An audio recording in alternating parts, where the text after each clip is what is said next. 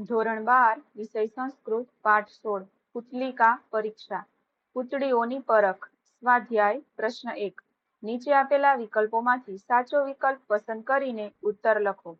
1. કિયત્યઃ પુતલિકાઃ આસન. જવાબ છે એ. तिस्रः.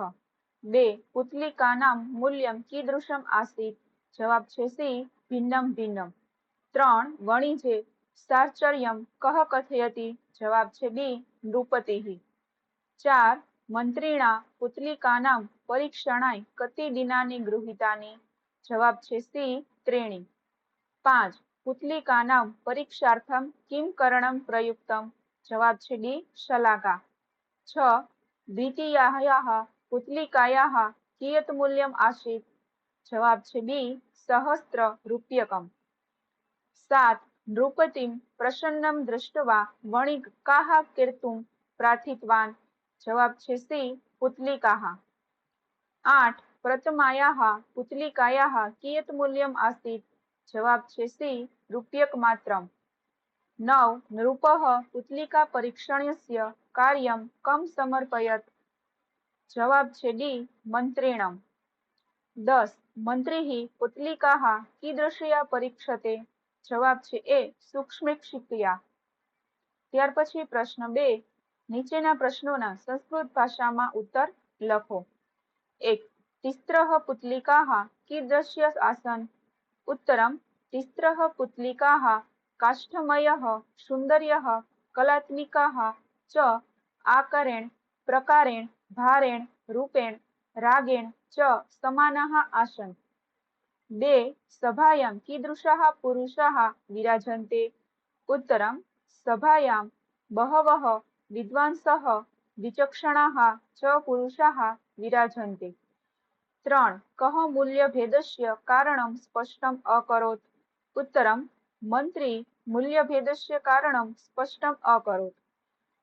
4. मंत्री पुतलिकानां कर्णेषु किम् अपश्यत्. उत्तरं मंत्री पुतलिकानां कर्णेषु एकं छिद्रम् अपश्यत्. 5. तृतीयायाः पुतलिकायाः कियत् मूल्यम्. उत्तरं तृतीयायाः पुतलिकायाः लक्ष्यरूप्यकं मूल्यम् आसीत्. ત્યાર પછી પ્રશ્ન 3. નીચેના વાક્યો સસંદર્ભ સમજાવો. 1. પ્રક્ષિપ્તાયામ શલાકાયામ પરિણામંત્રયમ પ્રાપ્તમ. ઉત્તર અનુવાદ.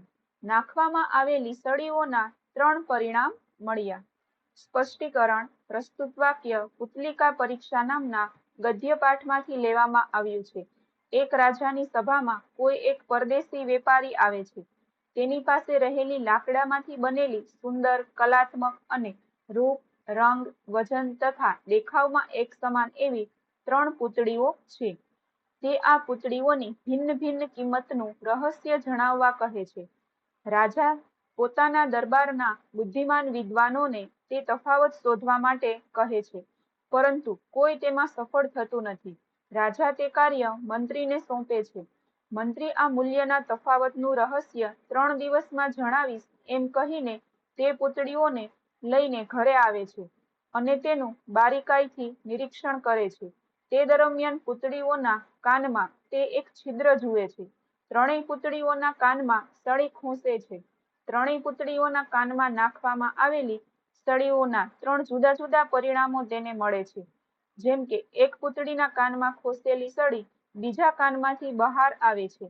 બીજી પૂતળીના કાનમાં નાખેલી સળી મુખમાંથી બહાર આવે છે તથા ત્રીજી પૂતળીના કાનમાં નાખેલી સળી તેના ઉદરમાં જાય છે, પરંતુ ફરી બહાર આવતી નથી. આ પ્રમાણે એક સમાન દેખાતી 3 પૂતળીઓના મૂલ્યમાં જુદાપણું છે, પરંતુ તે ભિન્નતાનું કારણ સામાન્ય મનુષ્ય સમજી શકે એવું નથી. જે ચતુર અને બુદ્ધિશાળી હોય તે જ તે સમજી શકે એમ છે. મંત્રી ચતુર અને બુદ્ધિમાન હોવાથી આ મૂલ્ય ભિન્નતાને સમજી જાય છે. 2. એતાદૃશસ્ય જનસ્ય મૂલ્યં સહસ્રરૂપ્યકમાત્રમ ભવતિ. ઉત્તર અનુવાદ. આવા માણસનું મૂલ્ય ફક્ત 1000 રૂપિયા જેટલું હોય છે. સ્પષ્ટીકરણ. પ્રસ્તુત વાક્ય પુતલિકા પરીક્ષા નામના ગદ્યપાઠમાંથી ઉદ્ધત કરવામાં આવ્યું છે. કોઈ રાજાની સભામાં આવેલો એક પરદેશી વણિક પોતાની પાસે રહેલી એક સમાન દેખાવવાળી લાકડાની 3 સુંદર પૂતળીઓનું મૂલ્ય જુદું જુદું જણાવી તેની પરીક્ષા કરવા કહે છે અને ભિન્ન ભિન્ન મૂલ્યનું રહસ્ય સમજાવવા પડકાર ફેંકે છે.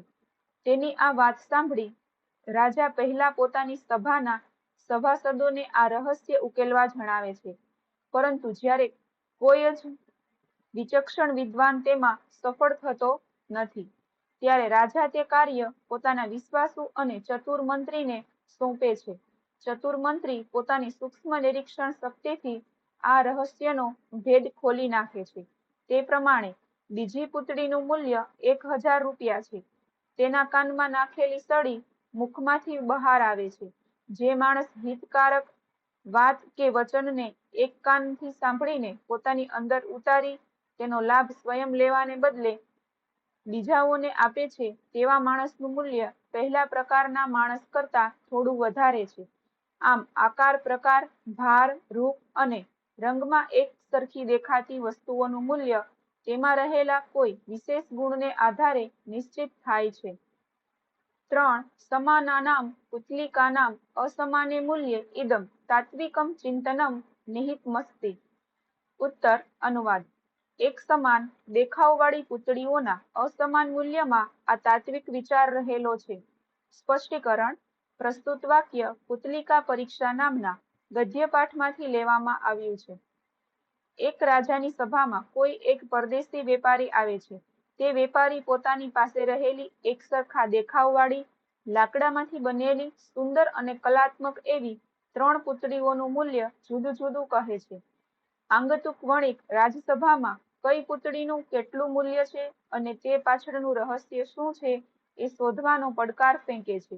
એક પૂતળીના કાનમાં નાખેલી સળી બીજા કાનેથી બહાર આવે છે. આવી પૂતળીનું મૂલ્ય માત્ર 1 રૂપિયો છે. જે માણસ પોતે હિતકારી વાતને એક કાનથી સાંભળીને બીજા કાનેથી બહાર કાઢી નાખે છે, તેવા પ્રકારની માનસિકતાવાળા માણસનું મૂલ્ય પણ પહેલી પૂતળીના મૂલ્ય જેટલું સામાન્ય જ રહે છે. બીજી પૂતળીના કાનમાં નાખેલી સળી તેના મુખમાંથી બહાર આવે છે. આવી પૂતળીની કિંમત ફક્ત 1000 રૂપિયા છે. જે માણસ પોતે હિતકારક વચન સાંભળીને પોતાની અંદર ઉતારે છે, પરંતુ તેનો લાભ જાતે લેવાને બદલે અન્યોને આપે છે, તેનું મૂલ્ય પહેલા પ્રકારના માણસ કરતાં થોડું વધારે છે. તેનું મૂલ્ય બીજી પૂતળીના મૂલ્ય જેવું 1000 રૂપિયા છે. ત્રીજી અને અંતિમ પૂતળીના કાનમાં નાખેલી સળી તેના પેટમાં જતી રહે છે. તે પાછી બહાર આવતી નથી. માટે આ ત્રીજી પૂતળીનું મૂલ્ય 1 લાખ રૂપિયા છે.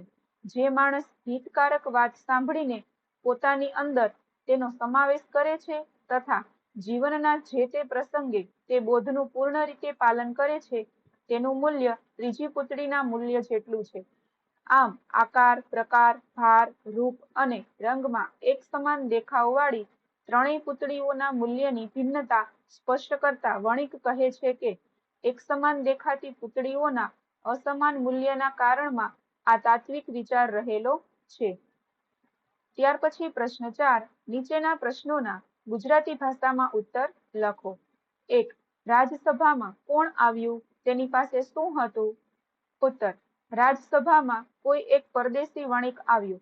તેની પાસે લાકડામાંથી બનેલી સુંદર અને કલાત્મક તેમજ આકાર, પ્રકાર, વજન, રૂપ અને રંગમાં એક સમાન દેખાવવાળી 3 પૂતળીઓ હતી. 2. રાજાને શા માટે આશ્ચર્ય થયું? ઉત્તર. પરદેશી વણિકે રાજાને 3 એક સમાન દેખાવવાળી પૂતળીઓનું મૂલ્ય ક્રમશઃ 1 રૂપિયો, 1000 રૂપિયા અને 1 લાખ રૂપિયા કહ્યું. રાજાને પૂતળીઓની આવી મૂલ્ય ભિન્નતા સાંભળીને આશ્ચર્ય થયું. 3. મંત્રીએ કેવી રીતે પૂતળીઓની પરીક્ષા કરી? ઉત્તર.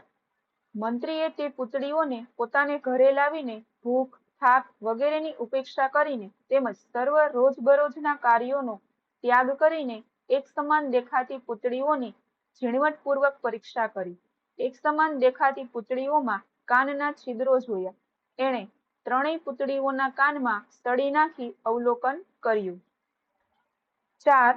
પ્રથમ પૂતળીનું મૂલ્ય સૌથી ઓછું કેમ હતું? ઉત્તર. પ્રથમ પૂતળીના કાનમાં નાખેલી સળી બીજા કાનમાંથી બહાર આવે છે. જે માણસ હિતકારક વચન એક કાનથી સાંભળે છે અને બીજા કાનેથી બહાર કાઢે છે, તેનું મૂલ્ય સામાન્ય છે. તે પહેલી પૂતળી જેવો છે. આથી પ્રથમ પૂતળીનું મૂલ્ય સૌથી ઓછું છે. 5. મંત્રીએ ત્રીજી પૂતળીમાં કઈ વિશેષતા જોઈ? ઉત્તર: મંત્રીએ ત્રીજી પૂતળીના કાનમાં નાખેલી સળી તે પૂતળીના પેટમાં જાય છે, પરંતુ તે સળી પાછી બહાર આવતી નથી. મંત્રીએ ત્રીજી પૂતળીમાં આ વિશેષતા જોઈ. ત્યાર પછી પ્રશ્ન 5. સમીક્ષાત્મક નોંધ લખો. પુતલિકા પરીક્ષા વાર્તામાંથી મળતો બોધ. ઉત્તર: પ્રસ્તુત પાઠમાં એક રાજાની રાજસભામાં કોઈ એક પરદેશી વણિક આવે છે. તેની પાસે એક સમાન દેખાવવાળી, સુંદર અને કલાત્મક 3 પૂતળીઓ છે, પરંતુ ત્રણેયનું મૂલ્ય અલગ અલગ હોય છે. આવનાર વેપારી રાજદરબારમાં કઈ પૂતળીનું કેટલું મૂલ્ય છે અને તેનું કારણ શું છે એ શોધી આપવા જણાવે છે. રાજસભાના સભ્યો તેના આ પ્રશ્નનો ઉત્તર શોધી શકતા નથી. ત્યારે રાજા આ કાર્ય પોતાના મંત્રીને સોંપે છે. મંત્રી વિનયપૂર્વક આ પડકારને સ્વીકારે છે. તે ત્રણેય પુત્રીઓને પોતાના ઘરે લાવીને ઝીણવટપૂર્વક તેની પરીક્ષા કરે છે. ત્યારે તેને પૂતળીઓના કાનમાં એક કાણું દેખાય છે અને મંત્રીને એક યુક્તિ સૂઝે છે. મંત્રી તે કાણામાં એક સળી નાખે છે અને આ પૂતળીઓના મૂલ્યભેદનું રહસ્ય જાણી જાય છે. તે પ્રમાણે જે મનુષ્ય હિતકારક વાત એક કાનથી સાંભળીને બીજા કાનેથી કાઢી નાખે છે, તે પ્રથમ પૂતળીના જેવો છે. તેનું મૂલ્ય 1 રૂપિયા જેટલું સામાન્ય છે. જે માણસ એક કાનથી સાંભળીને હિતકારક વાતને પોતાની અંદર સમાવી એનો લાભ પોતે ન લેતા બીજાઓને આપે છે, તે બીજી પૂતળી જેવો છે. તેનું મૂલ્ય 1000 રૂપિયા જેટલું છે. તેનું મૂલ્ય પ્રથમ પ્રકારના માણસ કરતા થોડું વધારે છે. જે માણસ એક કાનેથી સાંભળેલી વાતને પોતાના મનમાં ઉચિતપણે સ્થિર કરી લે છે, પોતાના જીવનના જે તે પ્રસંગે તેનું પાલન કરે છે, તેનું મૂલ્ય સૌથી વધારે હોય છે. આ ત્રીજા પ્રકારનો માણસ ત્રીજી પૂતળીની માફક 1 લાખ રૂપિયા જેટલા મૂલ્યનો છે. પ્રસ્તુત વાર્તાનો સાર એ છે કે કોઈ પણ વસ્તુ ભલે રૂપ અને રંગમાં, દેખાવમાં એક સમાન દેખાતી હોય, પરંતુ તેનું સાચું મૂલ્ય તો તે વસ્તુમાં રહેલી કોઈને કોઈ ગુણની વિશેષતાને કારણે નિશ્ચિત થાય છે. કોઈ પણ વ્યક્તિનું મૂલ્ય તેનામાં રહેલા ગુણોથી થાય છે, તેના દેખાવથી નહીં. ત્યાર પછી પ્રશ્ન 6. પુતલિકા પરીક્ષા વાર્તાને તમારા શબ્દોમાં ગુજરાતી ભાષામાં લખો. ઉત્તર: એક દિવસ એક રાજાની સભામાં એક પરદેશી વણિક આવે છે. તેની પાસે લાકડાની સુંદર અને કલાત્મક દેખાતી આકાર, પ્રકાર, ભાર, રૂપ અને રંગમાં એકસરખી 3 પૂતળીઓ હોય છે. તે વણિક રાજસભામાં તે પૂતળીઓ રાજાને બતાવે છે.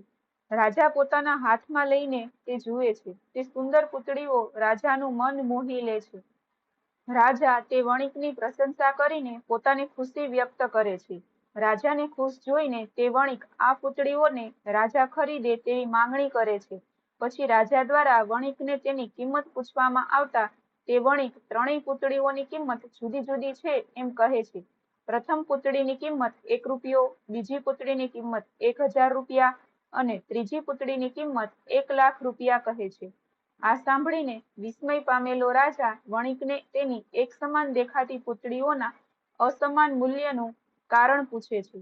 ત્યારે વણિક રાજાને તેમની રાજસભામાં રહેલા અનેક વિદ્વાન અને બુદ્ધિશાળી પુરુષોને આનું કારણ પૂછવા જણાવે છે.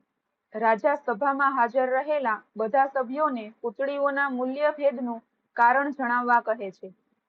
રાજાના આદેશથી ચતુર પુરુષો આવીને પૂતળીઓને જોઈને તેની કિંમતનું રહસ્ય અને કારણ જાણવાનો પ્રયાસ કરે છે, પરંતુ તેઓ નિષ્ફળ જાય છે. છેવટે રાજા આ કાર્ય પોતાના એક ચતુર મંત્રીને સોંપે છે.